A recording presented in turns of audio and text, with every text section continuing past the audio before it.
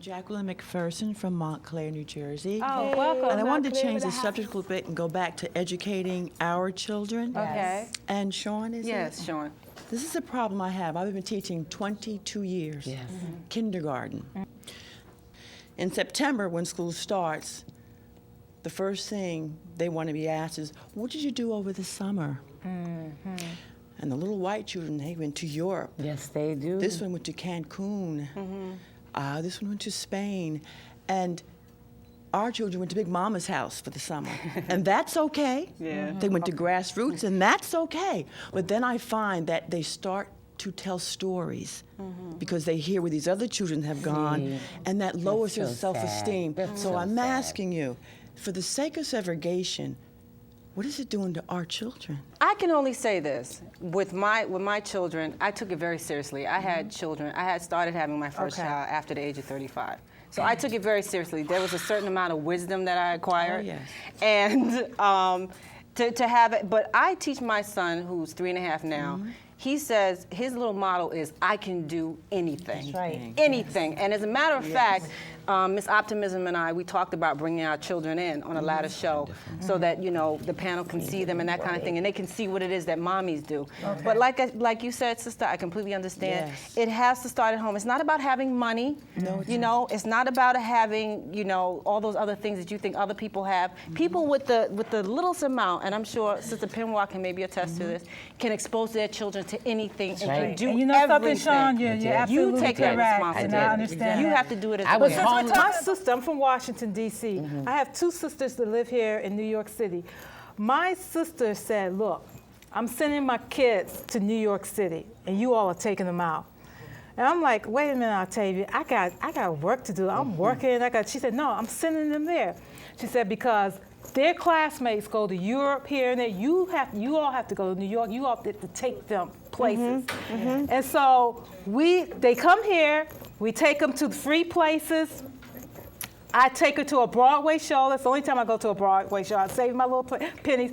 We rearrange our life. I take vacation vacation time to really spend time with my niece and nephew. My niece and nephew, they get up in front of the class and say, I went to New York City, and I was down 125th Street. Then we went to Brooklyn. That's right. It's okay to, just like people learn from us, you can learn from other people. That's right. You know, when I was taking one of my classes, my professor, who's very liberal, you know, he does all this stuff with his kids, and kids are very well accomplished. So I asked them questions. So what did you do when they were little? How did you do this, and how'd you do? Oh, we exposed them to everything. We took them everywhere. I mean, my daughter was here before she could even walk, da-da-da.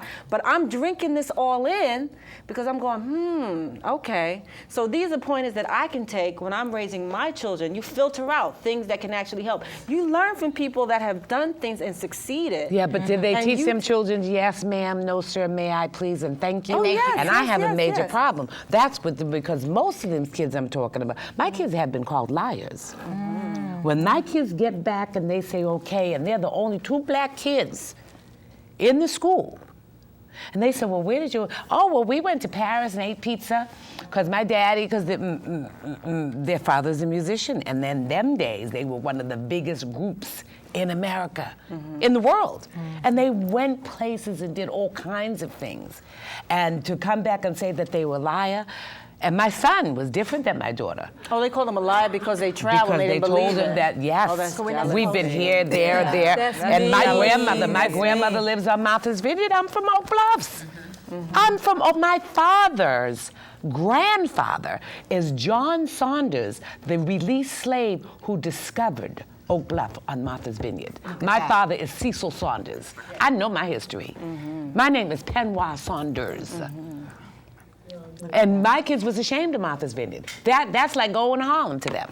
It's like, we gotta go again, we don't want until my daughter moved to Los Angeles and they're on hiatus and all the celebrities like, well, what y'all, we go to Martha's Vineyard. Michelle was like, why? What are you doing that for?